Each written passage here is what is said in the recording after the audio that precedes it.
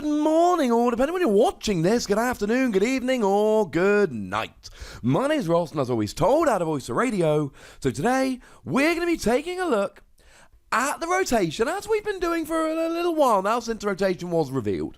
But today, our focus is going to be on decks that don't really care. Now, to be clear, like in the previous video, we're losing Ultra Ball. We're losing Guzma. But every deck is losing those cards. Every deck has worse Pokemon search options. Every deck has worse switching options. Every deck has worse gusting options. There's no point worrying about that. That's impacting every deck. And a couple people have got in touch to ask, yes, I do plan on doing a video about deck building post-rotation and how we deal with the losses. But that will be more use once we know the set list for Unified Minds, which is coming out right as we get the rotation. So if you want to see that before rotation, let me know in the comments. If you think it would be better to wait till we know the set list for Unified Minds, let me know in the comments. So, decks that are not going to particularly care then. Let's start off having a little bit of a look at Blacephalon Naganadel. This is one of the very best decks we've got at the moment. Blacephalon does a whole bunch of damage if you lost zone all of your fire energy on the field. Well, 50 for each one that you lost zone. You don't have to get rid of them all. And Naganadel attaches energy from the discard pile to itself. Well, the good news is that the rotation will leave us with both Blacephalon and Naganadel. But there's more to it than that. Because the way you get the energy in this deck is partly Naganadel and it's partly B-String. But the good news is that B-String is surviving the rotation. It came out in Forbidden Light. So we're good. And then that's basically the main parts of the deck. Now, to be fair, it is losing Alolan Muck. That is one of the things we are losing. There's not much you can do about that. Alolan Muck, which turns off the abilities of basic Pokemon, is going away. Having said that, one of the best things this was good for was Oranguru, and that's rotating out. Now, there's plenty of other stuff, but it also turned off Eevee, which is rotating.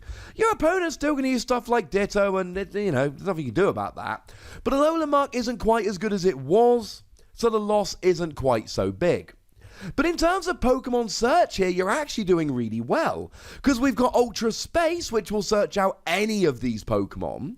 And you've also got Mysterious Treasure, which will search out your Poipole and your Naganadel. It won't get your Blacephalon. But between Ultra Space and Mysterious Treasure, you're not even really struggling that much to search out your Pokemon. This is a deck that is in exceptionally good shape post-rotation. This is the kind of deck where you're going to get the rotation and go, oh, that's cool. You're really not losing very much at all. And a very similar kind of deck that survives for pretty much the same reason, Malamar Ultra Necrozma. And it's a similar kind of deck. You've got a support Pokemon, in this case Malamar, which accelerates energy, although the difference is here that it accelerates to any of your bench Pokemon, not necessarily just itself, though it could. And then you've got Ultra Necrozma, which does a huge amount of damage. Now here the energy has to be on Ultra Necrozma, but you discard all the basic psychic energy, 20 damage plus 80 more for each psychic energy discarded. And this is still a really, really good deck that's seeing a lot of success, that's placing highly in big regional championships.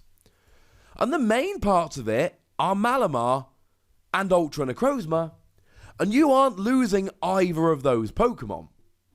And then you're going to need a GX attacker. Well, most of the time the GX attacker of note here is Giratina, which came out in Lost Thunder, so will be absolutely fine post-rotation. And some of them do like to play Dawnwing's Necrozma for the GX attack. But the good news is that unlike a bunch of the other Ultra Beasts, this came out in Ultra Prism, not Crimson Invasion, so it will survive the rotation quite nicely. And this is a deck that honestly prefers Mysterious Treasure to Ultra Ball anyway. You discard one card rather than two, but you can only search for a Psychic or a Dragon Pokemon.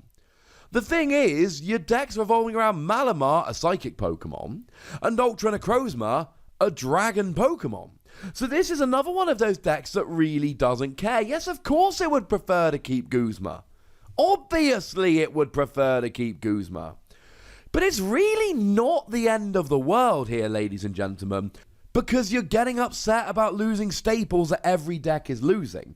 Now, sure, some decks are going to be more hurt by them than others, in the same way some decks really need Ultra Ball, but this one really doesn't, so it is better placed. And as I've said a couple of times in the previous video and in this one, it's not just that we're keeping Malamar and Ultra Necrozma, although obviously that helps. It is that we are keeping Mysterious Treasure. And we've got the searching options. And we're keeping our support Pokemon. And this is probably going to use Ditto Prism Star.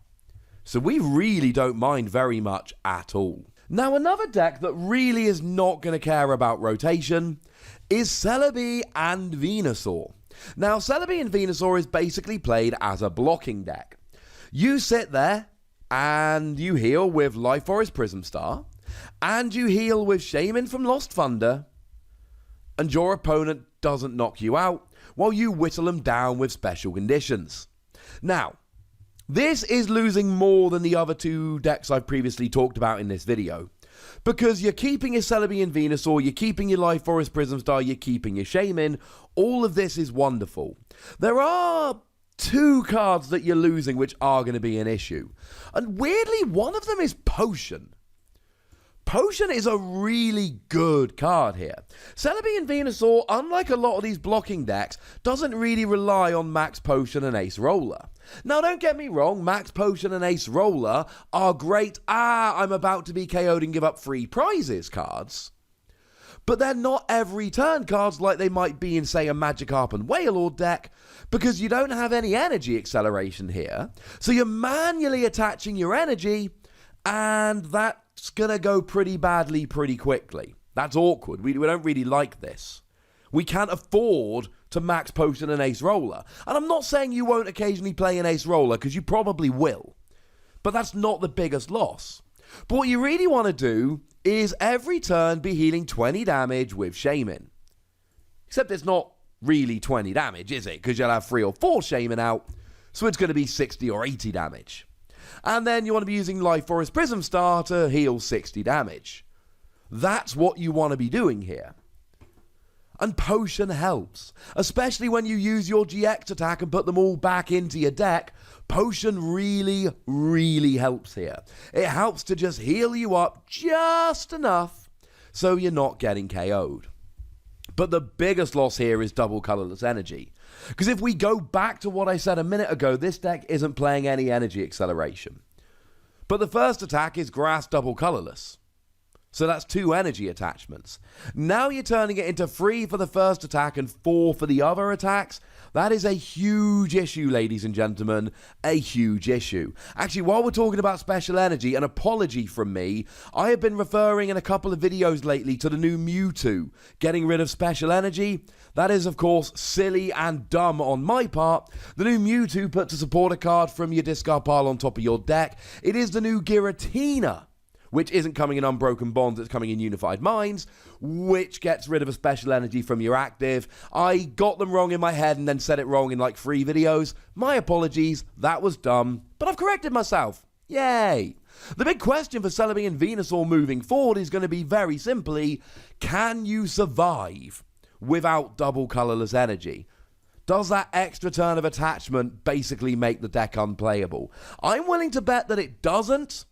But having said that, if everybody's moving on to decks like Blacephalon and Ultra Necrozma, which can get big one-hit KOs, maybe that's enough to stop Celebi and Venusaur anyway. But the best deck in the format at the moment is PIKACHU. And PIKACHU is, again, really well positioned post-rotation. You're keeping Pikachu and ZEKROM with the ridiculous attack for free energy that does 150 and attaches free energy from the deck to one of your Pokemon. And then the GX attack that if you got 6 energy on does 200 to the active, 170 to the bench. And I know Tapu Lele might be rotating, but you're going to see an awful lot of Dedenne. And that gets KO'd by this as well. But it's not just that. You are keeping your Tapu Koko Prism Star, which you use to accelerate a little bit of energy. You're keeping Thunder Mountain Prism Star to lower your attack cost. You are keeping Zapdos, your non-GX attacker. If instead you're choosing to play a Zapdos Jirachi list, Similar, not exactly the same. You're keeping Zapdos, you're keeping Jirachi, you're keeping a skateboard. Now, Zapdos Jirachi is going to decry the loss of Guzma more than most decks, because you really need the switching cards, but you've still got Switch.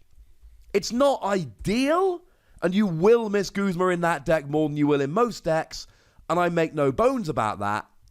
But it's not, if that's the only thing you're losing, we're doing all right. Plus, of course, we're keeping Electro Power, which lets you do the extra damage, which is one of the things that makes these decks so great. And you're keeping Electro Charger, which lets you recover them. You're even keeping Jolteon, who is your backup attacker in a lot of these decks. Although, we are losing the Eevee from Sun and Moon. Losing the Eevee from Sun and Moon sucks, because you can attach a lightning energy and then you're evolved up and ready to go in one. If you combine that with Tapu Koko Prism Star, you can essentially drop this as a complete surprise using either of your attacks, even the one that gave you immunity the following turn. Little bit of a pain. You're keeping the main support cards, you're keeping pretty much all of your attackers, but the loss of Eevee and the loss of Guzma will hurt you a little bit. The other thing you're losing is Tapu Koko GX. There are a few of these that do play the one of Tapu Koko. It's really nice because it hits 130, which is enough to take out a lot of these non-GXs. But it's got the ability, when you bench it, you can move all the energy over. And it's got a GX attack that just gets big, giant one-hit KOs. So make no mistake about it, ladies and gentlemen, Tapu Koko will be missed. I'm not saying that these decks are going to survive the rotation unscathed, but I am saying that they keep the most important parts of the deck. I am saying that they will cope with the rotation far better than the vast majority of decks. And for that reason, I think they're worth taking a look at. So there we go, ladies and gentlemen. Those are the decks that, as far as I'm concerned, are going to be looking pretty good post-rotation. But this is a point where you tell me which decks you're going to be looking at post-rotation. Which decks do you think are going to look pretty nice when the rotation hits? Go nuts, ladies and gentlemen, but please do remember the rule. Be nice, would ya? Incidentally, I've not included decks from Unbroken Bonds in this video, because we don't know what the optimal list outside of Japan is going to be yet. But quick spoiler, Reshiram and Charizard, it's going to be fine. It's keeping most of the stuff it needs. We can look at that again in a future video. But for now, ladies and gentlemen, go nuts, be nice in the comment section, and then make sure you like this video, subscribe to this channel, follow me on Twitter at The Wassy, and Twitch for some live action at twitch.tv/PTCGRadio. If you want to support the channel, get some bonus podcasts and all that, head on over to patreon.com/PTCGRadio, where you can do exactly that. And please do make sure you're checking out youtube.com/WassyPlays, where we talk about games that don't have Pokemon in. But by far the most important thing, as always, look after yourselves till next time. Thank you very much for watching. My name's Ross, and you've been watching PTCG Radio.